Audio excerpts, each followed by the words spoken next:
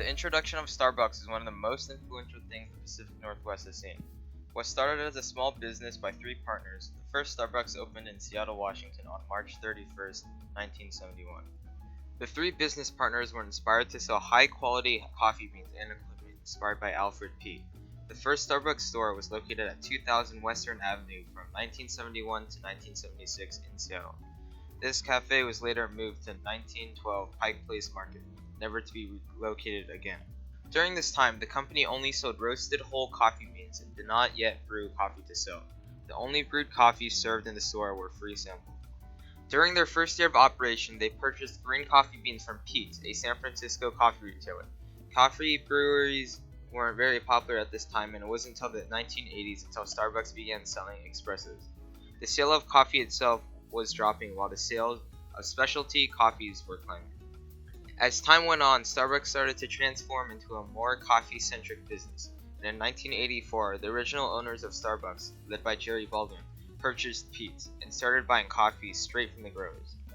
In 1987, the original owners sold the Starbucks chain to former employee Howard Schultz, who rebranded his own coffee outlets to Starbucks and quickly began to expand. In the same year, Starbucks opened its first locations outside Seattle at Waterfront Station in Vancouver and Chicago. By 1989, 46 stores existed across the Northwest and Midwest and were annually roasting over 2 million pounds of coffee. The introduction of Howard in the picture helped Starbucks grow exponentially as a company. He is currently the CEO of Starbucks. Because of his contributions, they have developed wider varieties of roasting to form different flavors and types of coffees.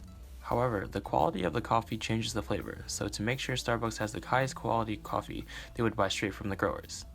The relationship between grower and the company is very interdependent. The growers need the companies to buy from them to make money, and the companies need the coffee to continue making money. But the process of how coffee ends up in the companies is often overlooked by the consumer. To start the very beginning of this process, people are born into families that live on plantations solely made for coffees. These plantations are in warm climates like Africa, Latin America, and Asia. These people live the typical farm life. They wake up in the morning, work on the plantation by tending the crops all day, and come home at night. The growers start by planting seeds into the ground, and the seeds grow into trees. The seeds take on a round and reddish color when freshly plucked off the tree. These are manually picked by the workers on the plantations, and from the farmers they are shipped off to the desired location. At these locations, they are roasted to the desired taste and flavor. Then the roasted beans are sent to your local Starbucks to be put into your coffee. However, of all the coffee industries out there, Starbucks is among the few who buy their coffee from ethical plantations. This started in 2004 and has formed what is called the CAFE practices. It stands for Coffee and Farmer Equity.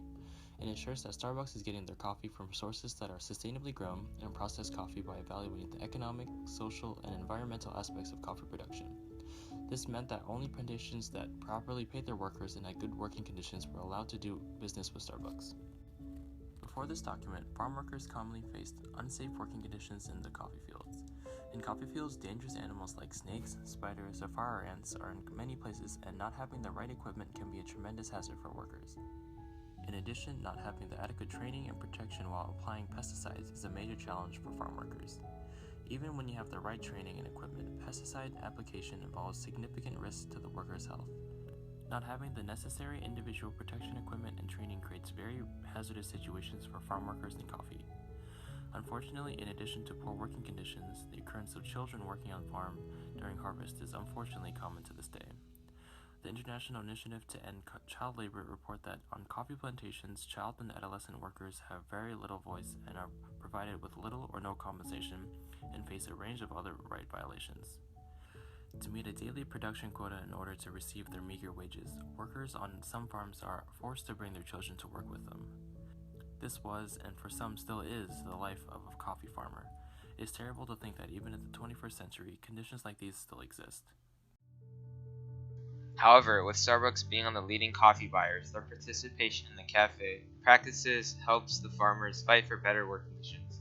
It aims to support communities through farmer loans, growing the farmer support centers, and continuously improving and expanding ethical sourcing programs. The cafe practices essentially forces the plantation owners to treat their workers ethically or else they get no business. This improves the lives of millions of workers. On top of the cafe practices, Starbucks has invested more than $70 million in collaborative farmer programs and activities to ensure that their coffee is the highest quality coffee, while still directly supporting farmers' livelihoods and ensuring a long-term supply of high-quality coffee for the industry. Starbucks has established farmer support centers in key coffee growing regions to provide local farmers with resources and expertise that can help lower the cost of production and reduce pests and diseases. These Starbucks Farmer Support Centers are home to agronomists and quality experts who work directly with farmers to provide support in growing high-quality Arabica coffee. Through training on soil management, field crop production, and milling processes, farmers can improve the quality and size of their harvest. Their aim is to help protect the rights of workers and ensure safe, fair, and humane working and living conditions. This ultimately benefits everyone. Not only does keeping the farmers happy create better coffee, but it will continue the coffee industry itself.